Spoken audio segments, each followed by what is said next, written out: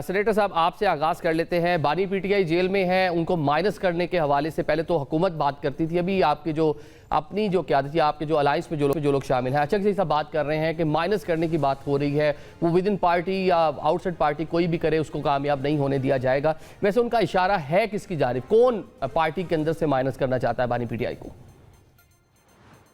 बिस्मिल्लाहिर्रहमानिर्रहीम, इय्याका नअबुदु व इय्याका नस्तईन। देखें, इस दुनिया में दो ऐसी चीजें हैं, या अगर आप देखा जाए जनरली, एक अल्लाह ताला अगर वो किसी को माइनस करना चाहे तो उसको कोई रोक नहीं सकता। दूसरा, वो शख्स खुद अगर अपने आप को माइनस करना चाहे तो फिर हो जाता है।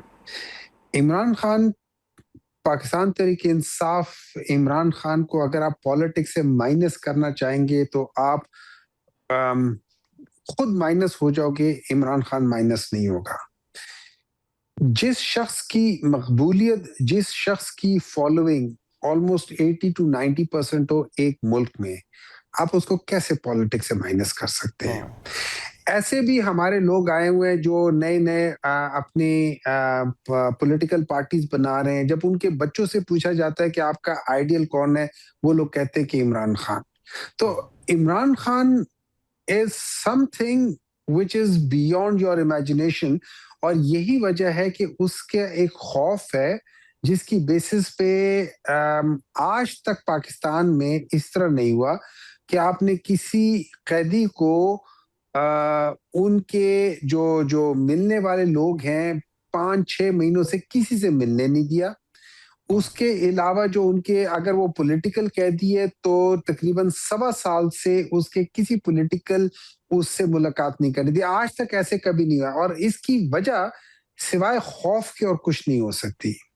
तो अगर कोई ये समझता है कि वो इमरान खान को वो कह, देखिए हमारे साहब ये तो चले, हुकूमत तो अपने हरबे आजमा ही रही है। हुकूमत ने तो कोशिश करनी है कि आप उनके ओपोनेंट जितना क्या कर लिया। मुझे एक बात बताएं, पिछले कितने 3,000 दिन हो गए ना, तकरीबन ऑलमोस्ट टचिंग 2.5 ईयर्स हो गए, ठीक है, जिससे ये लोग कोशिश कर रहे हैं। ऑलमोस्ट टचिंग 3 साल होने वाले हैं कि ये इमरान खान का नाम नहीं ले सकते, उसका ये नहीं कर सकते। आप लोग बानी पीटीआई, बानी ये फलाना ये चीज कर आके कर रहे हैं। मुझे एक बात बताएं, क्या इमरान खान की मकबूलियत कम हुई है? नहीं हुई है। क्या कोई प्रोग्राम बगैर इमरान खान के हो सकता है? नहीं हो सकता है। जिस प्रोग्राम में इमरान खान का नाम या इमरान खान का जिक्र ना है, वो प्रोग्राम कोई देखता नहीं है। क्या आपने यहाँ तक तो मामला आ गया ना कि आपकी लीडरशिप बैठ के खुद यही बात करे कि बानी पीटीआई माइनस होना, घर के अंदर से माइनस होना। सर एक काम कर देना, एक काम करें, आप अपना अगला प्रोग्राम जो है ना, खाली मियां नवाज शरीफ पे कर दें। उस पे इमरान खान का जिक्र नहीं करना, मियां नवाज शरीफ पे कर दे। मैं देखता हूं उसके कितनी रेटिंग आती है। 1%, वो खुद देख रहे होंगे। चलें, शुमाइला साहब अब ये बता रहे हैं कि मकबूलियत इंटैक्ट है, ऑल दो विद इन हाउस जो है बहुत सारे इस तरह की खबरें भी आती हैं कि क़यादत के अंदर भी इख्लाफात रहे हैं, सीएम के हवाले से भी तहफ़्फ़ुज़ात रहे हैं। बल्कि आज अचकज़ी साहब ने खुद फरमाया कि पार्टी के अंदर से माइनस करने के हवाले से भी जो सोच रहा है, तो बस उसको कहने कि वो उसको डिस्करेज करने की कोशिश कर रहे हैं इस नोई के बयान देकर। अब अपोजिशन पार्टी काफ़ी टाइम से रिस्ट्रेन का मुजाहरा कर रही थी, इंटरनेशनल बहुत सारी चीज़ें इस तरह की पाकिस्तान तहरीक इंसाफ ने फुली कोऑपरेट किया आप लोगों के साथ, लेकिन एक बार फिर से वो सड़कों पर आने के लिए तैयार हैं। बिस्मिल्लाहिर्रहमानिर्रहीम, बहुत शुक्रिया आपका। देखिए निज़ामी साहब, बात यह है कि हज़ारों ख्वाहिशें ऐसी कि हर ख्वाहिश पे दम निकले, बहुत निकले मेरे अरमां लेकिन फिर भी कम निकले। मैं ये समझती हूँ कि जो तहरीक इंसाफ के साथी हैं और अभी सेनेटर साहब ने जो गुफ्तगू की है, वो किसी दीवाने का ख्वाब तो ज़रूर हो सकता है, लेकिन वो हकीकत नहीं है।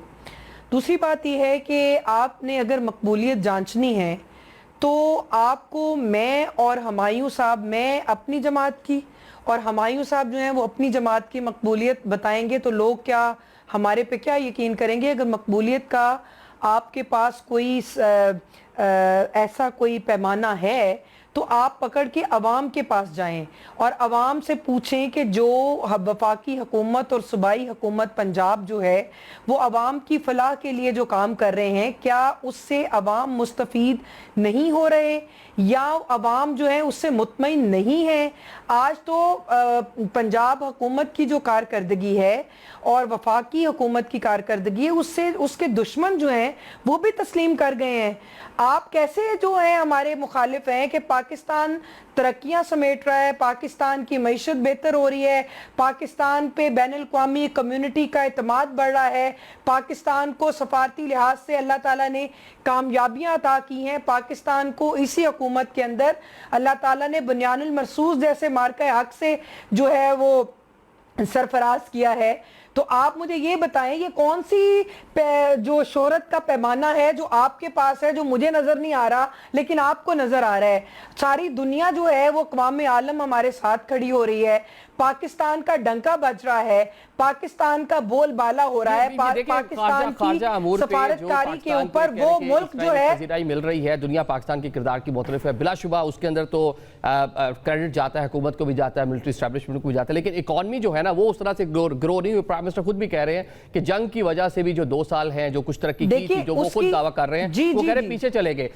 खाकान साहब से जरा पूछ रहे थे, खाकान साहब ये बताएं कि इन हालात में जब आगे चलकर बजट भी देना है 1 माह बाद हुकूमत की जानिब से, on the other side prime minister खुद इस बात को एडमिट कर रहे हैं कि जो 2 साल की उन्होंने मेहनत की थी, वो खुद क्लेम कर रहे हैं बड़ी मेहनत की थी, चीज़ें बेहतर कर ली, ये प्राइम मिनिस्टर का दावा है। वो कहते हैं वो भी सारी की सारी चीज़ें बैकफुट पे चलेगी। तो इन हालात में आगे चलकर अगर पाकिस्तान तहरीक इंसाफ भी प्रोटेस्ट करती है तो इकॉनमी आपकी कितना सफ़र करेगी?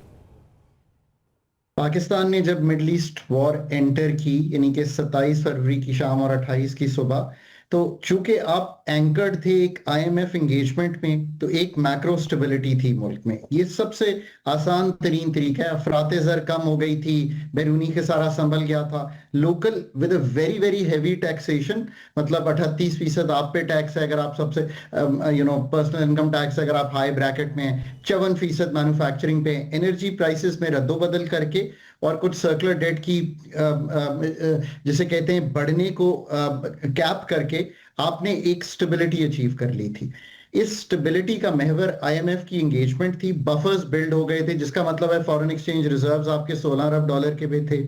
पर स्ट्रक्चरली आपको आज भी मालूम हुआ है वॉर के बाद कि आपके पास सिंगल स्ट्रेटेजिक रिजर्व नहीं था ऑफ POL प्रोडक्ट्स जब आपने एंटर किया। तो मैं आपको ये भी बता सकता हूं कि कोविड के बाद एक कंसल्टेंट हायर किया गया, एक स्टडी कराई गई कि पाकिस्तान को रिजर्व्स बिल्ड करने। आप कमर्शियल 27 दिन के रिजर्व्स के साथ गए इनटू द वॉर सिचुएशन, और जो स्ट्रक्चर्स थे वो वहीं थे। 15% चूंकि LNG से बिजली बन रही थी, तो आपने क्या देखा? अफरात ज़र तो आपने देखी, आपने अच्छी एक्सप्लेन कर दी है। आपने ये भी देखा कि आपको क्योंकि शॉर्टफॉल्स करना पड़ी बिकॉज आप इंपोर्टेड फ्यूल पे डिपेंडेंट थे।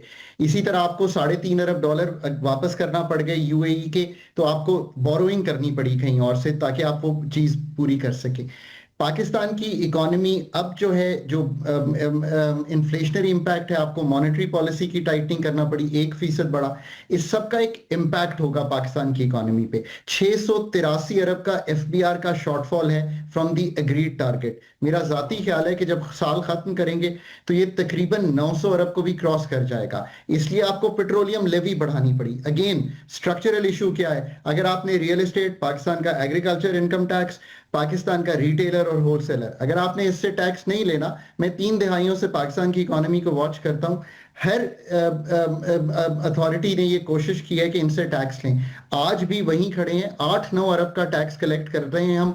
किससे? एग्रीकल्चर से। लेजिस्लेट भी तब जाके किया जब हमें IMF ने कहा, और फिर 1 साल के लिए डिले कर दिया। इसलिए आपको पेट्रोलियम लेवी बढ़ानी पड़ती है, which is an indirect tax.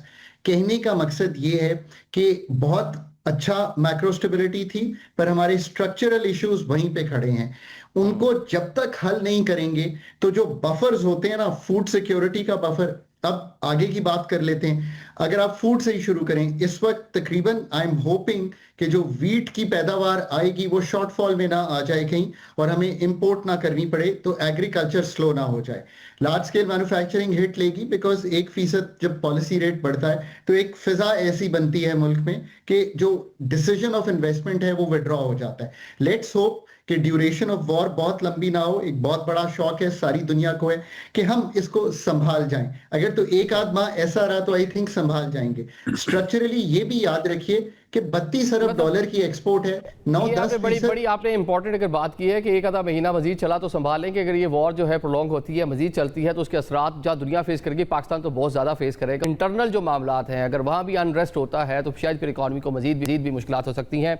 Senator साहब, ऑलरेडी बहुत सारे मसाइल हैं हुकूमत के ऊपर, इंटरनेशनल आपने सारे देख ली कि वॉर के असरात पाकिस्तान फेस कर रहा है। अब पाकिस्तान तहरीक इंसाफ भी अगर इस टाइम पीरियड में प्रोटेस्ट करती है, पॉलिटिकल अनरेस्ट होता है, तो जो कुछ ना कुछ इकॉनमी के पल्ले बचा हुआ है, कुछ ना कुछ सरमायाकारी मौजूद है, तो उसके ऊपर भी खतरात जो हैं पैदा हो जाएंगे उसके हवाले से भी।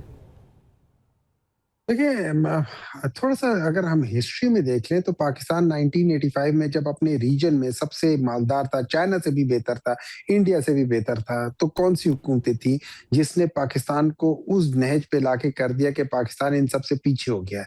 पिछले 4 साल में जो पाकिस्तान की जो 22 इंडस्ट्रीज है, उनकी जो ग्रोथ है वो 10 साल पुरानी से भी कम हो गई। सो दैट मींस पिछले 4 साल में पाकिस्तान 10 साल से पीछे चला गया है।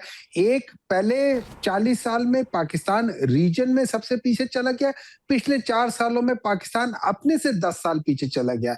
अभी हमने बड़ी प्यारी बात वो सुनी थी। देखिए, इस तरह है, जब आप कोई भी बिजनेस कर लें, चाहे वो मुल्क की सतह पे हो या कोई, जब आपने कोई इकोनॉमी बढ़ानी है, आपने 2-3 चीज, आपने सर्कुलेशन ऑफ मनी बढ़ानी होती है। उसके लिए आपने क्या करना होता है, इंसेंटिव्स देने होते हैं, आपने अपनी जो इंटरेस्ट रेट है उसको कम करना होता है, so that money should not stay in the bank, it should circulate.